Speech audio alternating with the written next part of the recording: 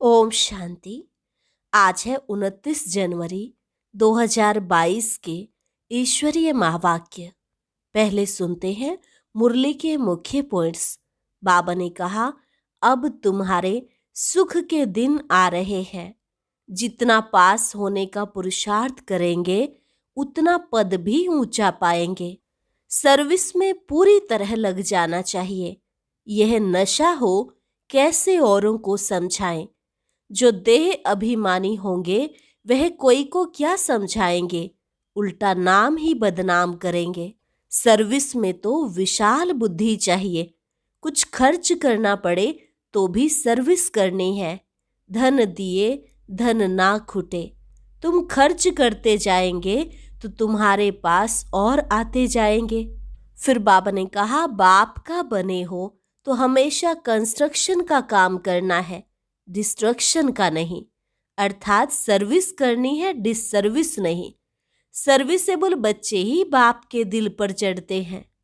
यह पुरानी दुनिया अब कब्रिस्तान होनी है, तो इनसे क्या दिल लगाना। देह सहित सब कुछ खलास हो जाएगा। इसलिए देही अभिमानी बनना अच्छा है। अभी तुमको ऑल राउंड बुद्धि बनना है। भले खामियां तो सब में है, परिपूर्ण तो आगे चलकर ही बनेंगे। परंतु शौक होना चाहिए कि मनुष्यों की जीवन कांटे से फूल कैसे बनाए। और लास्ट में बाबा ने कहा, तुम्हें आराम पसंद नहीं बनना, सिर्फ ज्ञान और योग की आश रखनी है। बाकी सब आशाएं छोड़ दो, वह तो जन्म जन्मांतर रखते आए हो। तुम तो बेहद के सन्यासी हो। यह आश भी नहीं रखनी कि कपड़ा अच्छा मिले, भोजन अच्छा मिले। यह भी लोभ है। और अब सुनते हैं महावाक्यों को विस्तार से। मुरली का सार। मीठे बच्चे, आत्मा को निरोगी बनाने के लिए रूहानी स्टडी करो और कराओ। रूहानी हॉस्पिटल खोलो। प्रश्न, कौन सी एक आश रखने से बाकी सब आशाएं स्वतः पूर्ण हो जाती हैं? उत्तर, सिर्फ बाप को याद कर एवर हेल्दी बनने की आश रखो। ज्ञान योग की आश पूर्ण की तो बाकी सब आशाएं स्वतः पूरी हो जाएंगी। बच्चों को कोई भी आदत नहीं रखनी है, ऑल राउंडर बनना है। भले खामियां हरेक में है, परंतु सर्विस जरूर करनी है। गीत, धीरज धर मनवा धीरज धर, तेरे सुख के दिन आए के आए। ओम शांति। बच्चों ने गीत सुना। इस समय सभी आत्माओं को धीरज दिया जाता है। आत्मा में ही मन बुद्धि है। आत्मा ही दुखी होती है, तब बाप को बुलाती है, हे पतित पावन परमपिता परमात्मा आओ। कभी ब्रह्मा विष्णु शंकर को पतित पावन नहीं कहा जाता। जब उन्हों को नहीं कहा जाता तो लक्ष्मी नारायण राम सीता आदि को भी नहीं कहा जा सकता है। पतित पावन तो एक ही है। विष्णु का चित्र तो है ही पावन। वह है विष्णुपुरी के मालिक। विष्णुपुरी स्थापन करने वाला है शिव बाबा। वही इस समय विष्णुपुरी स्थापन कर रहे हैं। वहां देवी देवता ही रहते हैं। विष्णु डायनेस्टी कहें अथवा लक्ष्मी नारायण डायनेस्टी कहें, बात एक ही है। यह सब पॉइंट्स धारण करने की है। बाप है रूहानी और यह रूहानी स्टडी है, रूहानी सर्जरी है। इसलिए बोर्ड पर नाम भी ऐसा लिखना चाहिए, ब्रह्मा कुमारी रूहानी ईश्वरीय विश्वविद्यालय। रूहानी अक्षर जरूर डालना है। रूहानी हॉस्पिटल भी कह सकते हैं, क्योंकि बाप को अविनाशी सर्जन भी कहते हैं। पतित पावन ज्ञान का सागर भी कहते हैं। वह धीरज दे रहे हैं कि बच्चे, मैं आया हूँ। मैं रूहों को पढ़ाने वाला हूँ। मुझे सुप्रीम रूह कहते हैं। आत्मा को ही रोग लगा हुआ है, खाद पड़ी हुई है। सतयुग में पवित्र आत्माएं हैं, यहाँ अपवित्र आत्माएं हैं। वहाँ है पुण्य आत्माएं, यहाँ है पाप आत्माएं। आत्मा पर ही सारा मदार है। आत्मा को शिक्षा देने वाला है परमात्मा। उनको ही याद करते हैं। सब कुछ उनसे ही मांगा जाता है। कोई दुखी कंगाल होगा तो कहेगा मेहर करो, कुछ पैसे साहूकार से दिलाओ। पैसा मिल गया तो कहेंगे ईश्वर ने दिया व दिलवाया। कोई कारपेंटर है तो उनको सेठ से मिलेगा, बच्चों को बाप से मिलता है, परंतु नाम ईश्वर का बाला होता है। अब ईश्वर को तो मनुष्य जानते ही नहीं है, इसलिए यह सब युक्तियां रची जाती है। पूछा जाता है परमपिता परमात्मा से आपका क्या संबंध है?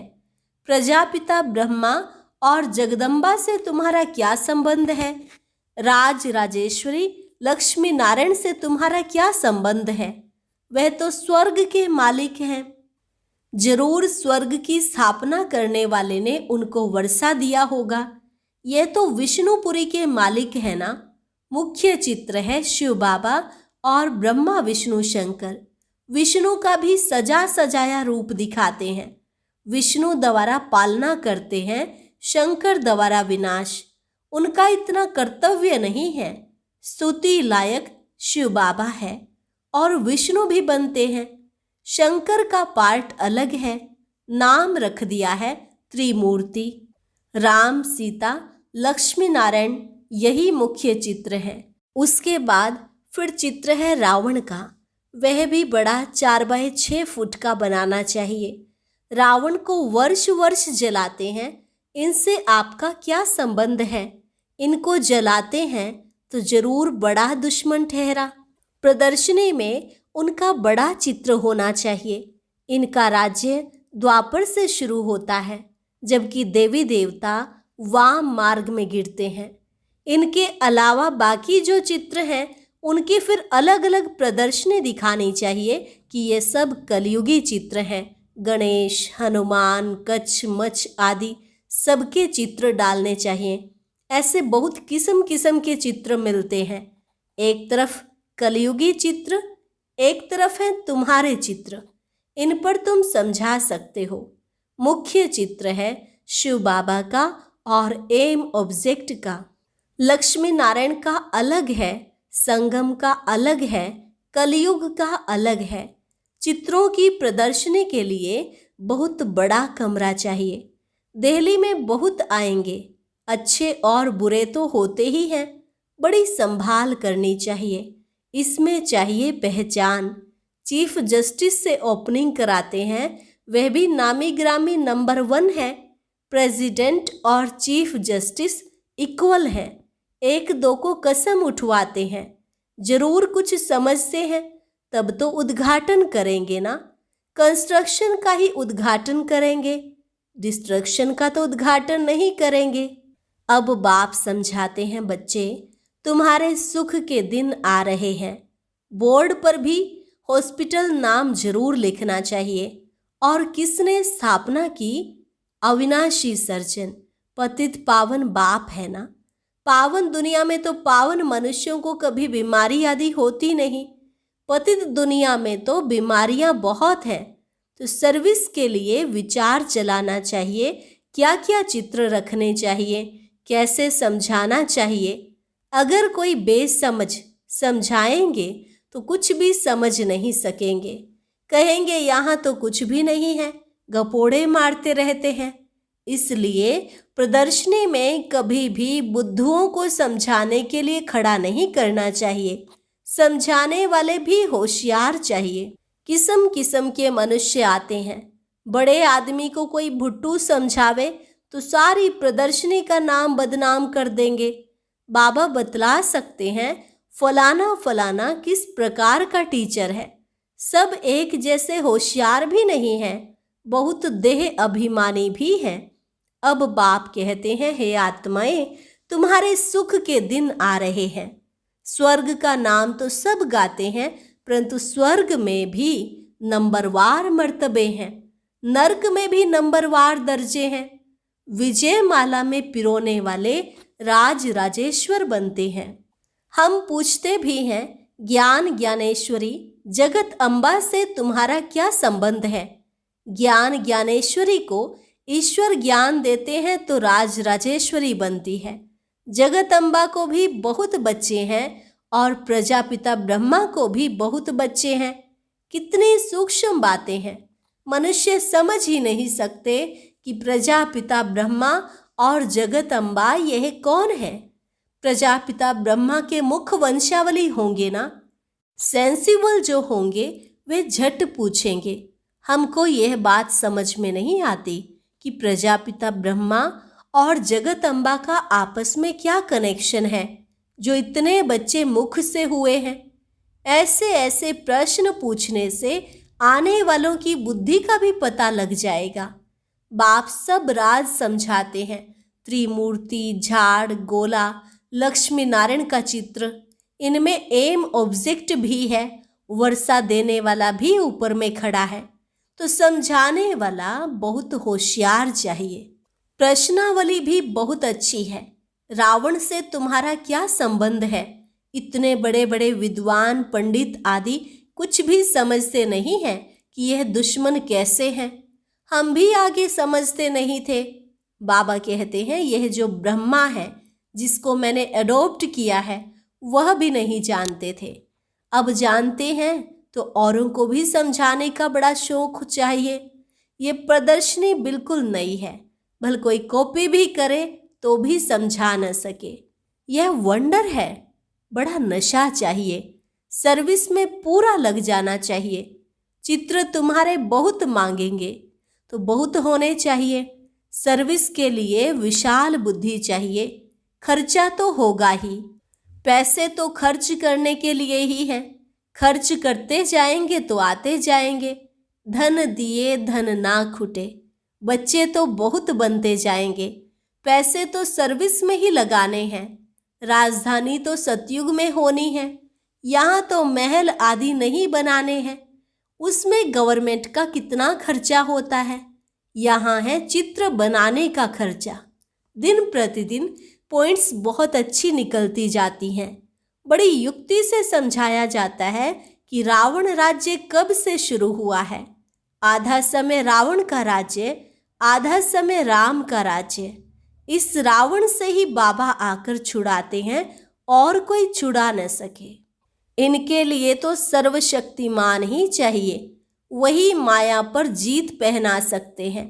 फिर सतयुग में यह रावण दुश्मन होता ही नहीं। धीरे धीरे तुम्हारा प्रभाव बहुत निकलेगा।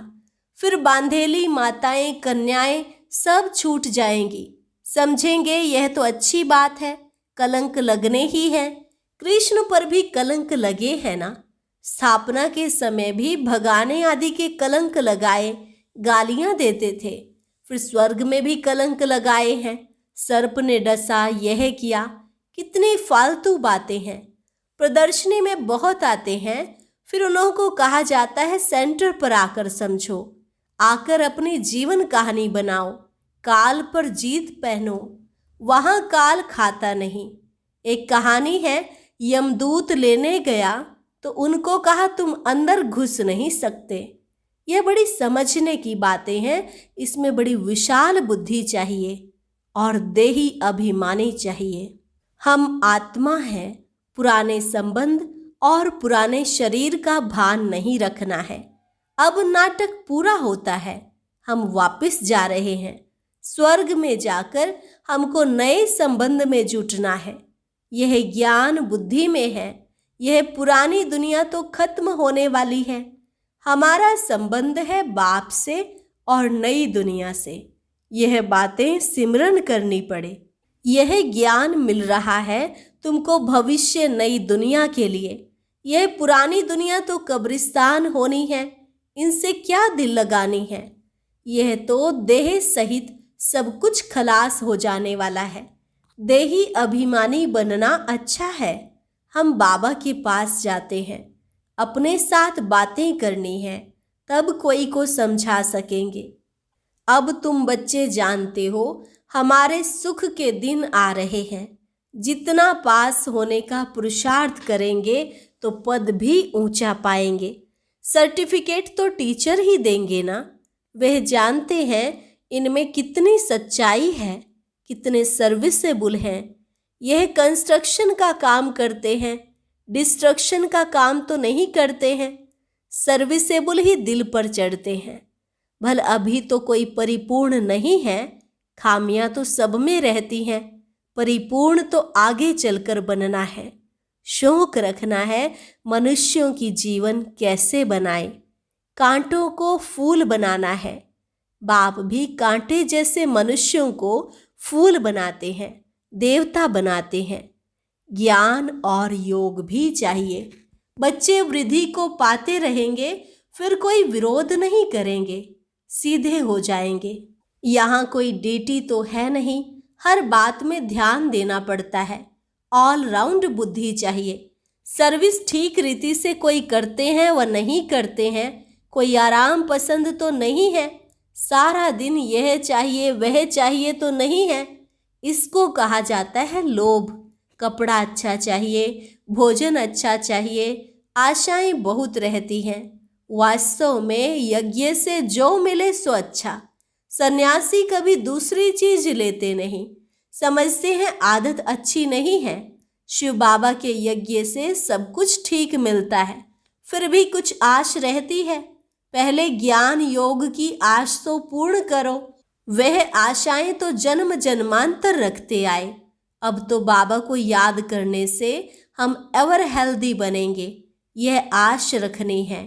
तो यह जरूर लिखना है कि यह रूहानी हॉस्पिटल है, जिससे मनुष्य समझे कि यह हॉस्पिटल व कॉलेज भी है।